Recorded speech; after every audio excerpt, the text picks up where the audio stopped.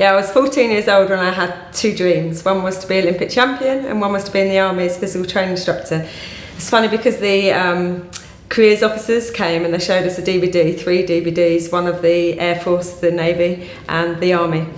The Air Force didn't want to do because all they showed was in a classroom or in a room, filing, which clearly was going to switch me off. They showed the Navy, the ships at sea, but I couldn't swim when I was 14, so that was a no-no. And then they showed the Army, the physical training instructors screaming and shouting at all the soldiers, and the soldiers underneath the scramble net over the 12-foot wall.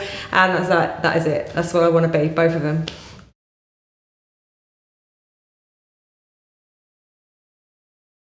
I was a junior international athlete by the time I went into the army. Joining when I was 18, of course, then made me have to change into being in a career. I gave up my athletics. I was identified again, spotted in the army because I was beating all the guys, and they kind of collared me into the army athletics team. And then it was really just because of 1992 Olympic Games, watching a girl that I used to race against running. I'm sitting in my barrack room, she's at the Olympic Games, and suddenly the dream came back alive. I wanted to be the Olympic champion, started running again, ran internationally for many, many years, and it was 1997 that I decided to pursue my second dream of becoming an Olympic champion.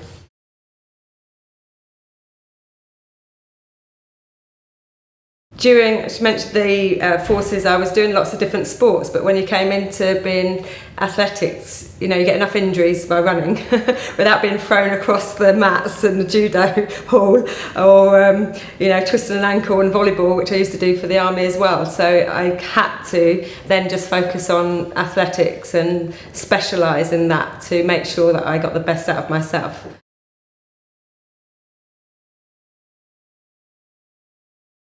It's extremely hard when you go through the downsides of any career and any profession. In sport, it's quite evident that you're on a downer because you're getting injured, you get ill, and that leads to bad performance. It leads to emotional turmoil in you, and then that obviously gives you lack of confidence and self-esteem. The first and foremost is that you always have a goal, because as an elite athlete you've still got things to strive for, so that's one thing that you hold on to, and it then helps you shape how you need to get over it. And the key is how quickly you can get over the problems that you've got, and that obviously is a time factor, because you can't say when a stress fracture is 6 weeks of healing the bone, you hope that you can get running, but then all the muscles have gone weak and you're on this cycle. And also what I think I realised through my career is that the impact of injuries wasn't just the physical impact, it became the mental and emotional impact, because you go in a physio bed, the elbows are in there, needles, they're kind of treating that injury, but no one asks you how you feel.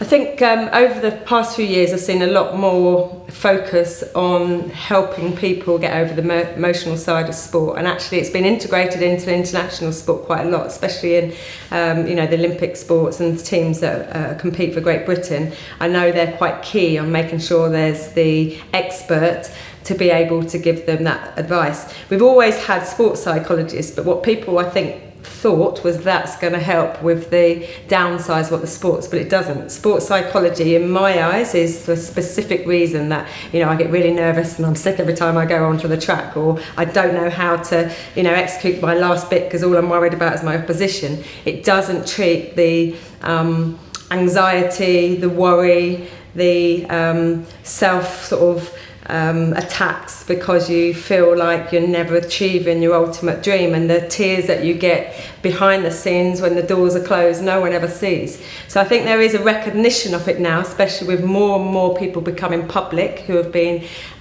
world class in their sport. Victoria Pennington's been one of those in cycling. I've been very open about my depression, self-harm in athletics. Rio Ferdinand's been very open about his turmoils in football. So I think since those things have come into light, more and more emphasis has been put in the sports.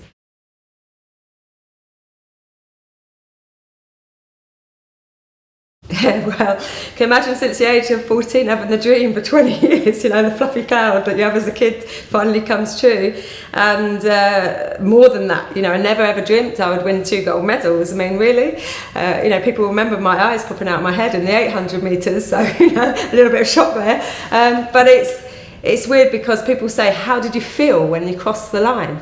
You know, there's so many emotions, it's so hard to put that into people. But I say, you know, if you got the job that you always wanted, you got married or you've had your child, those emotions, you know, the goosebumps, that excitement, you know, that would be part of it, and maybe even 20 times more.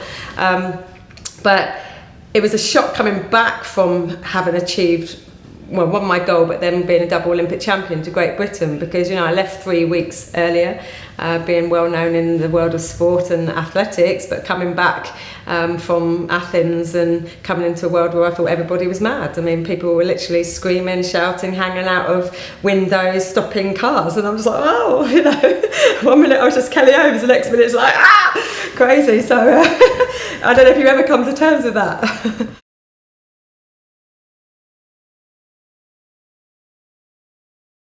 I originally started the Dame Kelly Holmes Trust because I felt that in my position as an athlete who was catapulted into the public eye, because I was in a sport that was very high profile, I realised there was a lot of athletes that were also at the level that I was, committed, determined, motivated, had achieved high level, who just basically went into normality, if we can say that. And the impact of that actually brought out a lot of the emotional turmoil that athletes felt. They lost identity, didn't really know where they were going next, what to do with their lives, and there was a lot of people that had big impacts on their life in terms of depression. I've spoke to athletes that went into alcoholism, you know, lots of things, because they just didn't know how to change their life from what they had known for many, many years. So I started it to really help them transition into new lives. But then I was also, I was actually also a patron for many other children's charities, because I believe it takes one person only to make a difference to your life, like my PE teacher. And I wanted to help people in disadvantaged areas be the best they can be and realise that they've got an opportunity to change.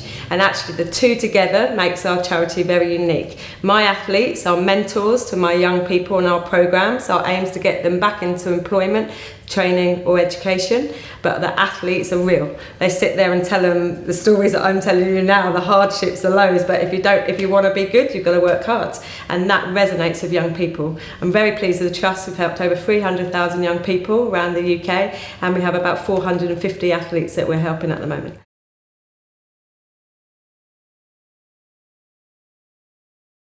To be a winner, you need to be stubborn.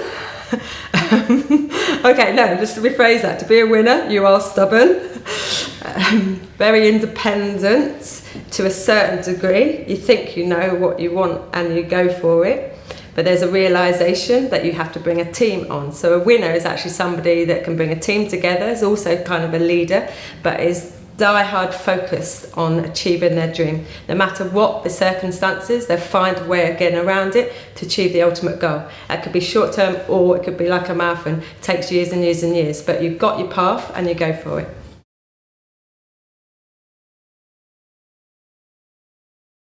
Small changes could be big, could be massive, and I think that some people get nervous about taking risks or making changes. It's the unknown. In sport, and especially in my sport, small changes for the marginal gains are, you know, it could be for me like not getting too tense in my shoulders and restricting my airways. And I remember that in Athens, that prior to it I'd been training to relax my shoulders 50 metres before the line, 30 metres before the line, the 800 metres. I said in my head, relax my shoulders, take one step forward. No one would have known that, but for me that's made a massive difference to my performance. In everything that I do now, I think you have to be able to reflect on what you've done. And sometimes it doesn't always go so smooth, and sometimes it's a small tweak to, I don't know, a presentation, writing up a contract so both parties are, you know, okay with it.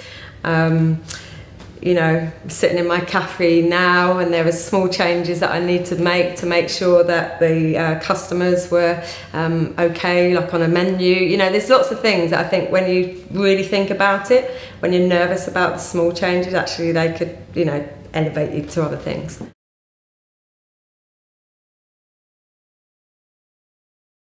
Yeah, I absolutely love having briefing calls. I think it sets a scene. It also just connects you straight away. People can get a perception of who you are. Just seen you running around a track, or you've done an interview in town, but I think you get a nice flow. From my perspective, I get to understand, one, what the business is about, but also what their outcomes are, what they're trying to achieve from my talk. So that when I talk, even though it will still be around my story, I will always tweak it, so then the key messages come out, but within what I'm talking about. So yeah, I always have a briefing call beforehand.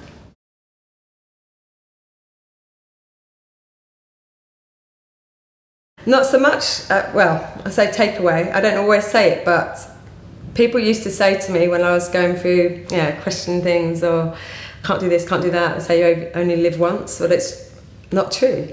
You only die once, you live every day.